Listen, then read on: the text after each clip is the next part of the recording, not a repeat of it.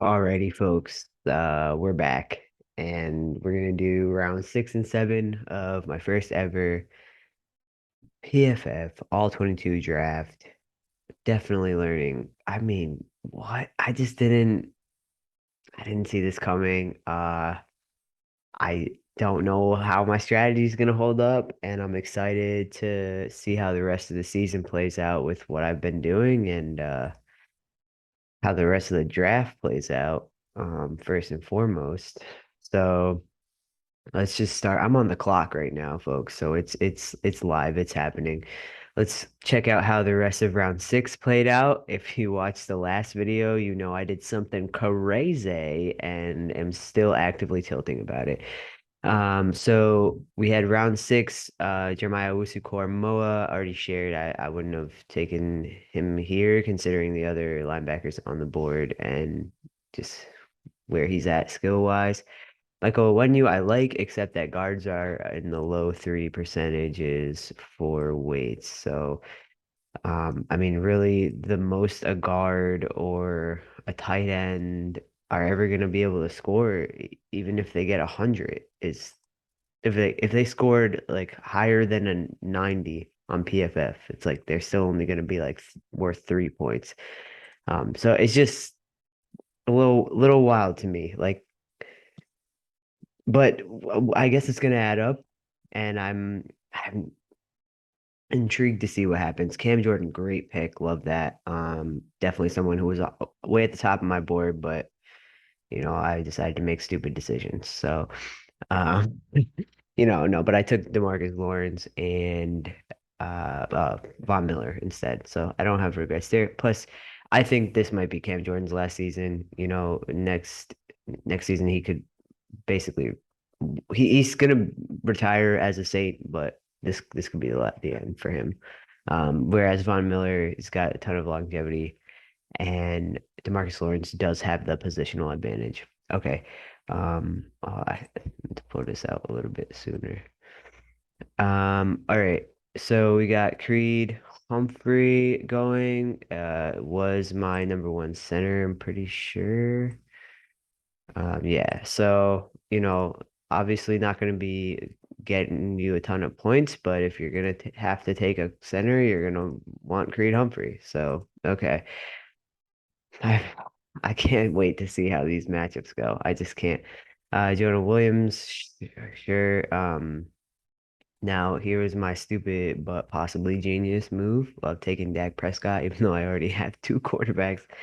I'm not feeling smart about it at all. I feel like it was not a good idea, except now I'm like I have a very valuable piece. Hopefully I can get a sixth round of a startup draft's worth of pieces in return for QB1, who's gonna I think some of these folks, once they start seeing how the weeks play out, are gonna be like, oh snap, Kyle Pitts is not really nearly as worth it as a QB1. But I don't know. I don't know if I'll even be able to move him because he's one piece, and that's where I'm at. Um, in a very funny turn of events, I had the friend of mine, friend now, pretty rich to say Jackson was a reach if you took Mac at 7. Had the disagreement about, we made the video about it. I'll link it up here now. Um, he then said, and I didn't see this until after I posted the video where I took Dak. So that's the funniest part. No idea how many yards he had last year. This is for Lamar. It's not about yards, dude. I was talking specifically about PFF grade. But grade wise, I think he has another gear in a contract year, no less, and can come closer to his 19 form. That's probably true, honestly. I don't disagree with that. It was close for me with Dak, but I just don't want to have to root for the Cowboys. And I didn't see this, but I did take Dak over Kyler. Then immediately was like, oh, I should have taken Kyler. But it was like, then I take Dak and I didn't realize he was in my league until this. Smart pick on Dak now was next up for me, bro. So I sniped the guy who was talking smack a little bit, and I apologize, Chief Stops. Uh, because I didn't mean to snipe. Like I would never have done like some insider trading shit where I'm like, oh, he mentioned Dak, let me take him. That's the funniest part is that I was like, what I'm doing is stupid and bold and I shouldn't be doing it. And then it just seems like so intentional now. So that's very funny to me. I was like, oh no, like I am cracking up because I genuinely didn't know that all of that was happening on Twitter while I was making that video. So I loved his pick. His next pick of Andrew Thomas. This is that 23-year-old tackle who rated really high in year one. I mean, genius. And I'm gonna talk smack about him again in a minute because I know what his seventh round pick is, but just such a good pick. Me taking Dak, I really thought we're gonna see some QBs fly, and the next thing you see is a tight end. It's like, okay. And then Andrew Thomas, which I loved. JC Jackson again, okay, sure. Zach Martin. Like JC Jackson, if you're gonna take a cornerback, that's who you should take, right? Except I just don't still understand. It doesn't give you that much of a positional advantage, like as much as a quarterback, edge, or tackle. And now and wide receiver.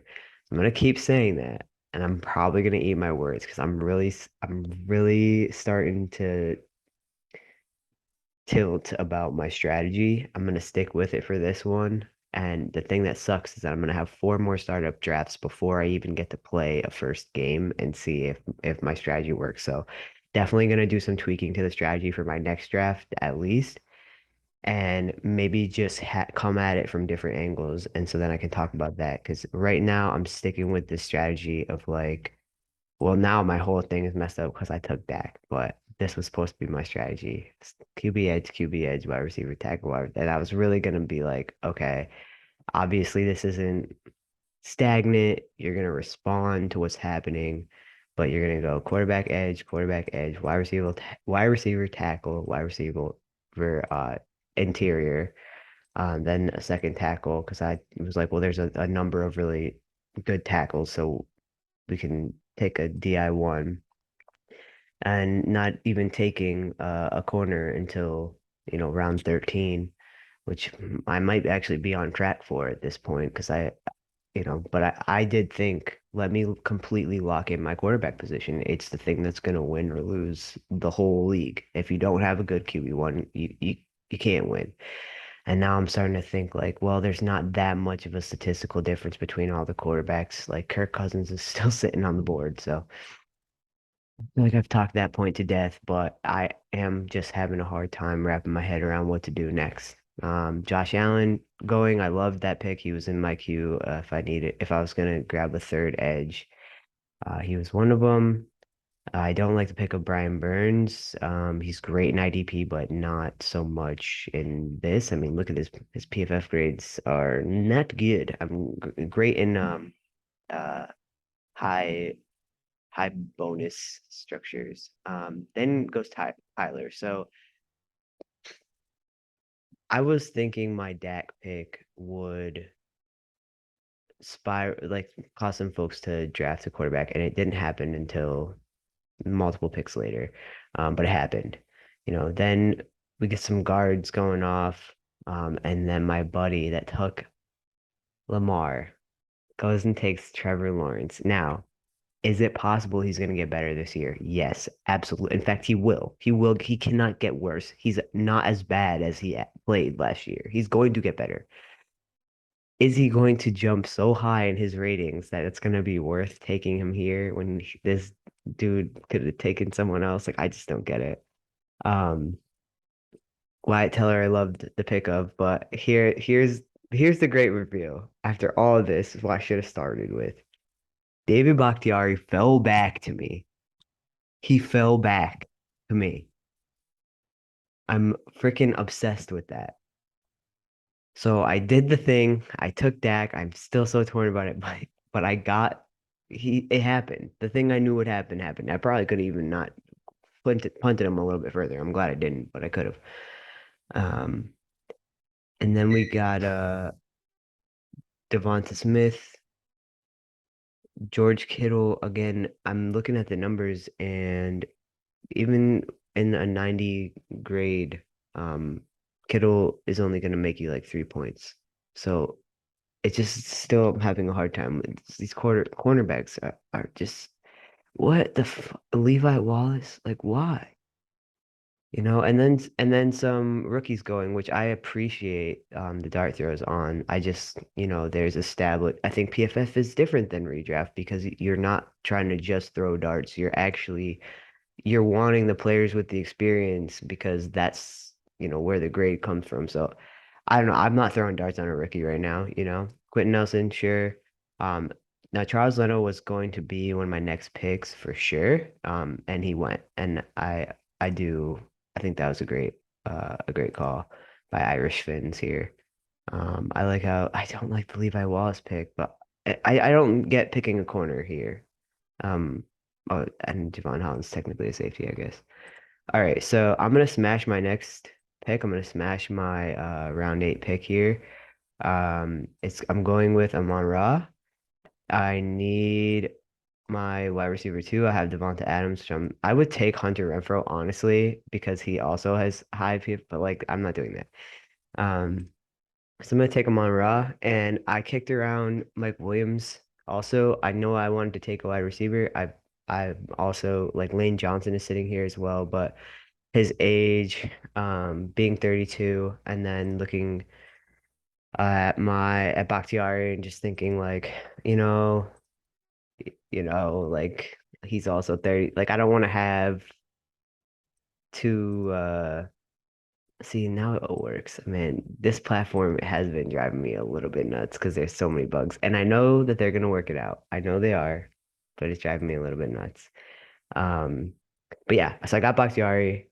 I now have three PFF graded wide receiver quarterback ones. No one needed that. No one I shouldn't have done it, but I had to kind of play defense. It was and really only two more quarterbacks even went. It was Lawrence and Kyler, and it's like, why did we take Lawrence? But whatever. Kirk Cousins is sitting there. Derek Carr is sitting here. I mean, even Jalen Hurts, like, I bet Tua takes a leap. I mean, I bet the leap Tua takes this year is more statistically significant than the one Lawrence takes, but whatever.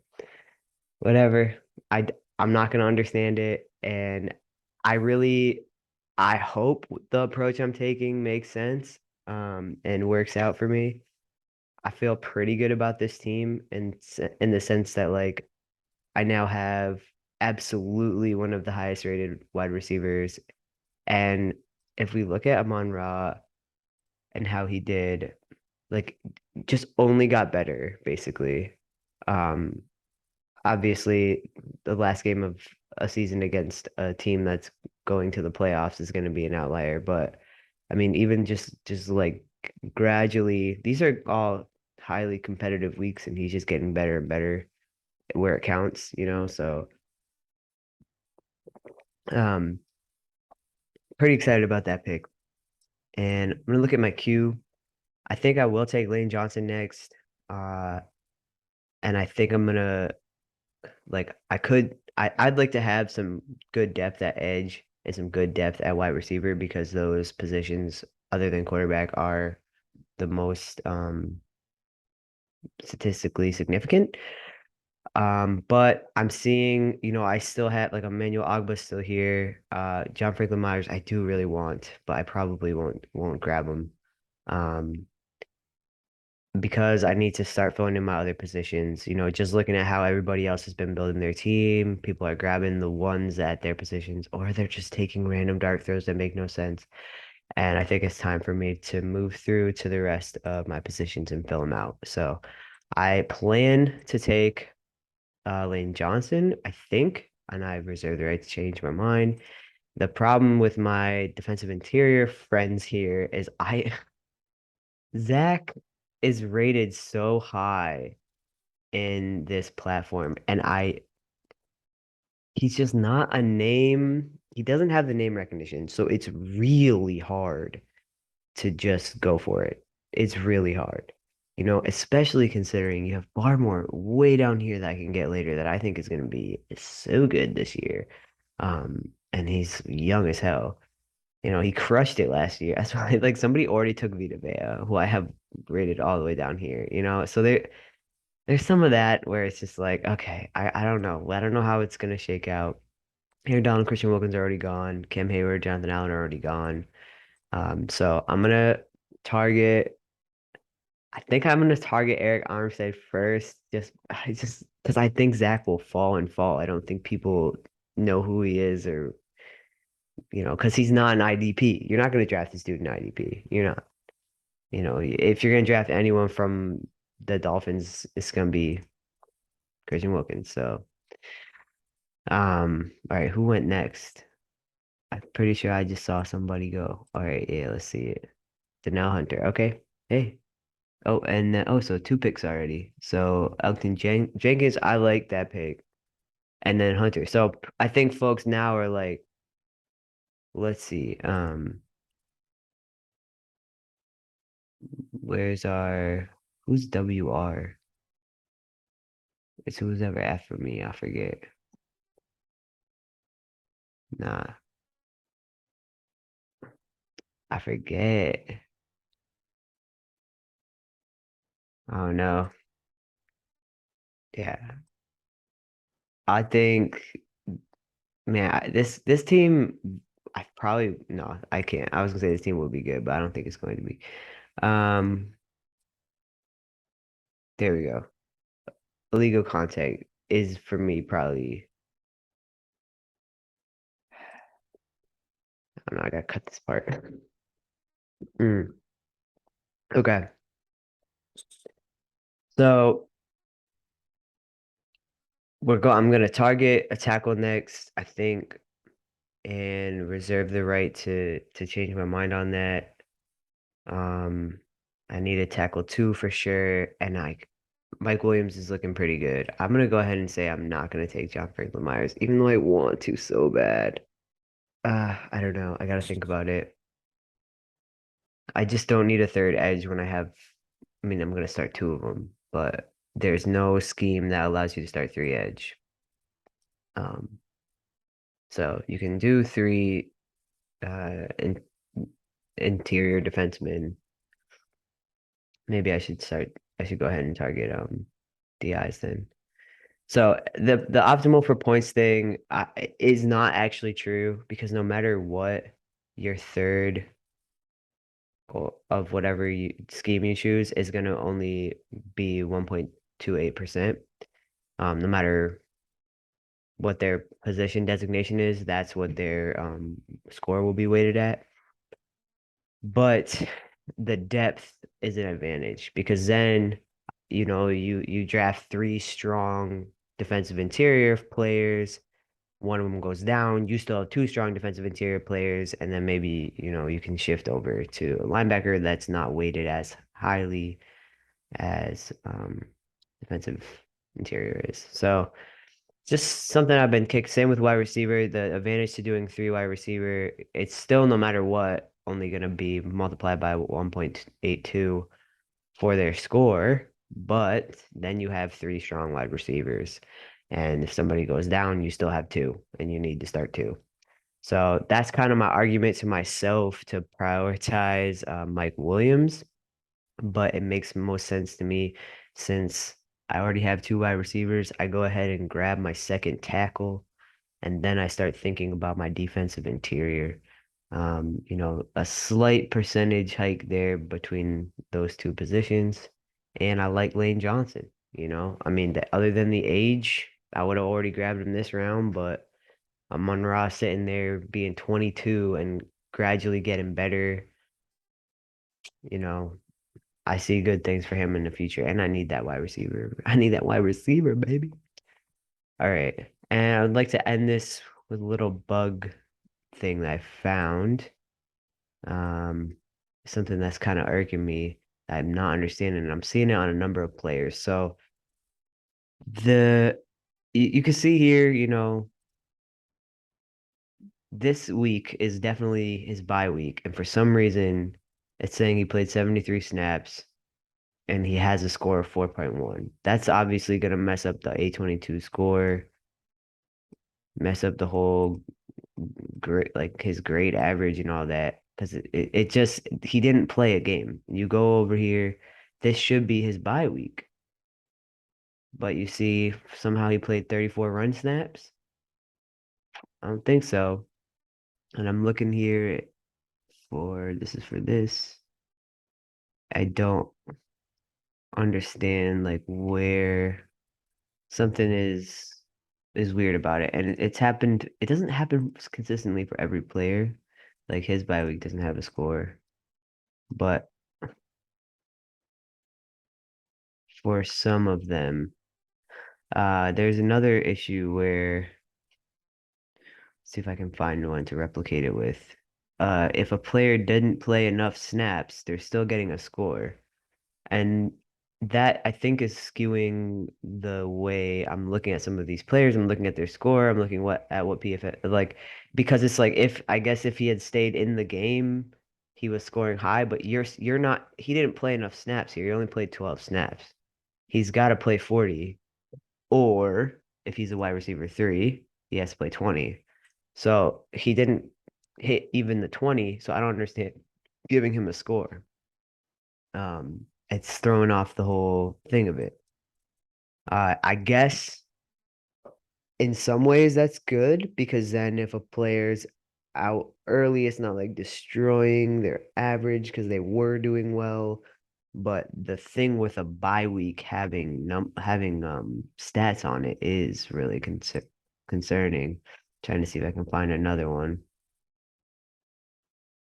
No, and see this one he didn't play, it didn't I don't know. The bye week issue, maybe it's only Questenberry, but I have seen it on other players as well. Trying to see if it's only tackles. No. Um, yeah, so it's for sure on David Questenberry. Maybe if I do a hard refresh, it'll let's see if it's still there. Yep, still there. So that's an issue because this he didn't play this week. All right, let's do a nice little refresh here.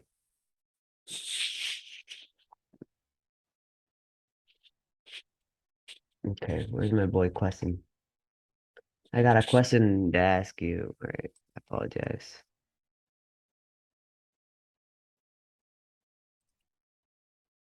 Oops.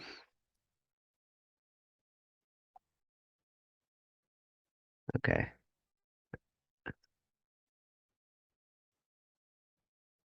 No, even with the hard refresh. So it's just it's how can you play 74 snaps in a game you didn't have that week? You know, like I don't understand that. And I mean, this it was his bye week.